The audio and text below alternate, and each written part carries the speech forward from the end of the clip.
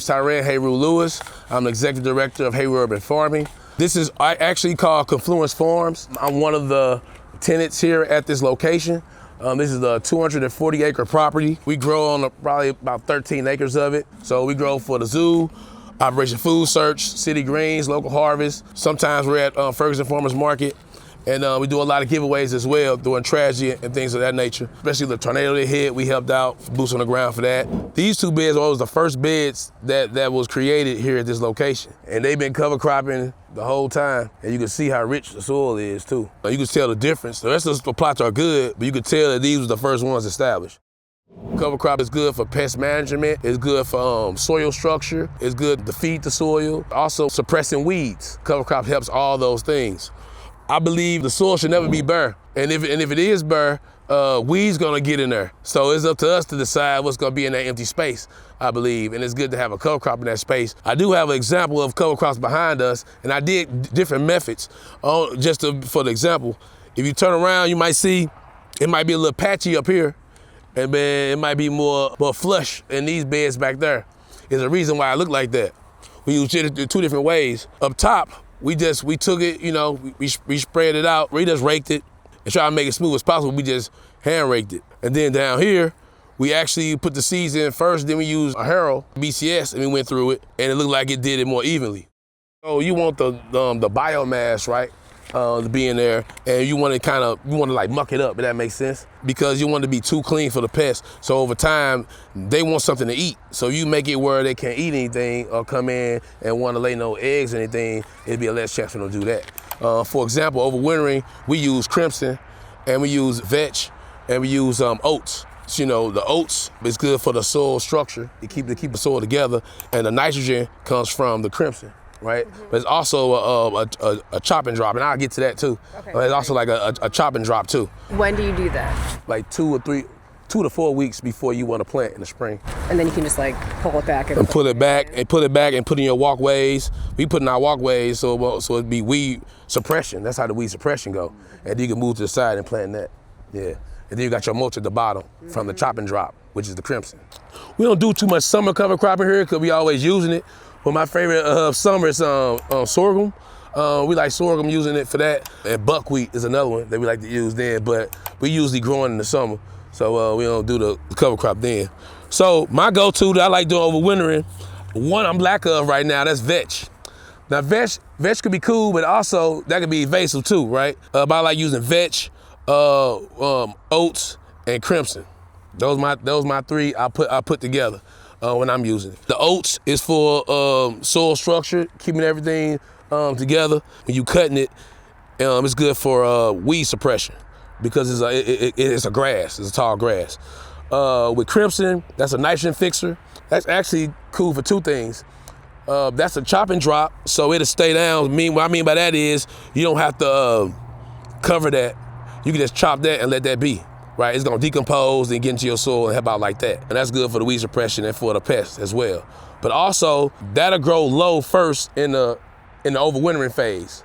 And then once that phase will start getting in the springtime, it'll come with a flower too. And that could be a pollinator too. So I like that it's something on the bottom and you got something tall. But this is crimson, or clover, however you wanna call it.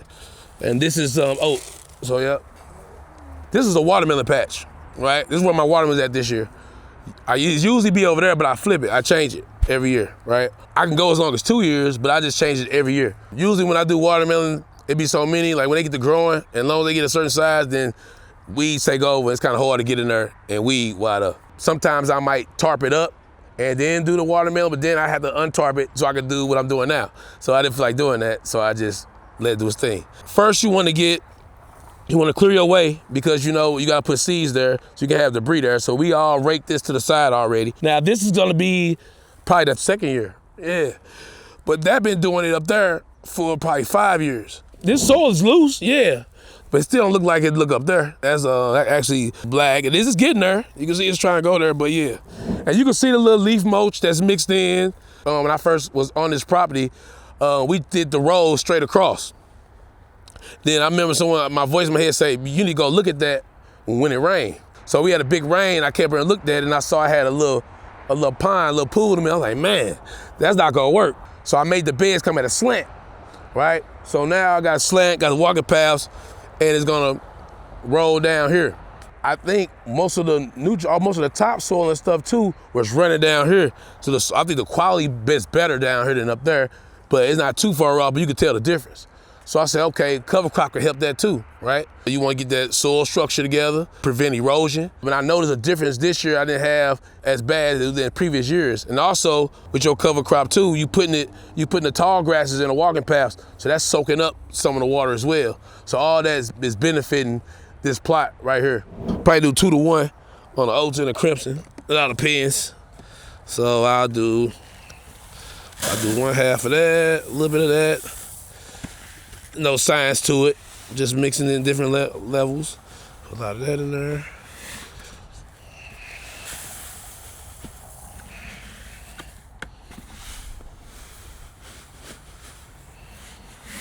I just get in there and just mix it around.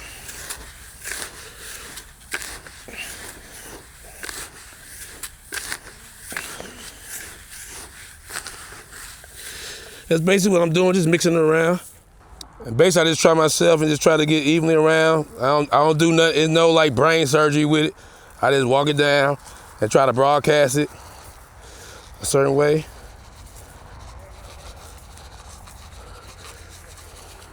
And we just try to evenly do it, and we'll rake it in. This rake is better because I got the back end. I like using this end. So if you got a farm rake or whatever, I like using this back part. And then I just try to flex it in like that. I try to, try to press down on it. Just kind of want to evenly kind of get it in there. And after you do it, of course, you got to put some water on it.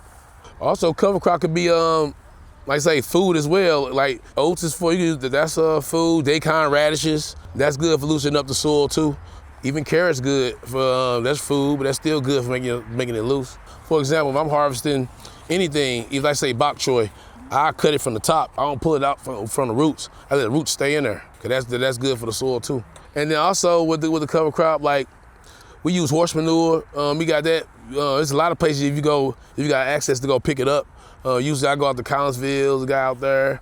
If you out in Godfrey, I just pull up and they put the horse manure in the back. More time consuming, but like you like going fishing or something like that. You can take fish heads. We used to dig holes and dig a trench and put them in there, cover it up.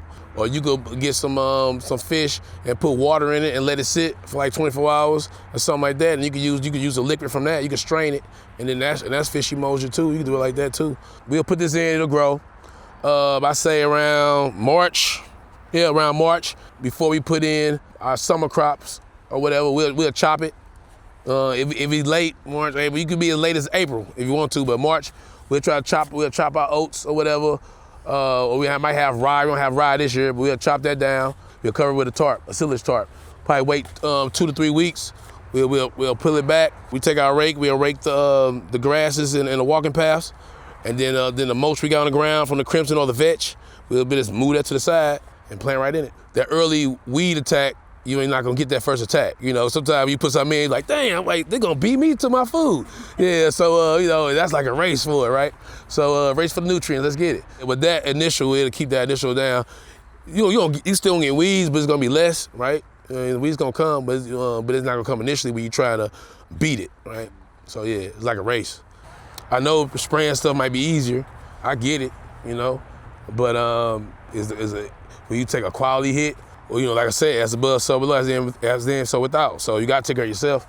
You gotta take care of the people that you sell food to too. So yeah, I believe in that too. It means integrity all the way around, right? So yeah.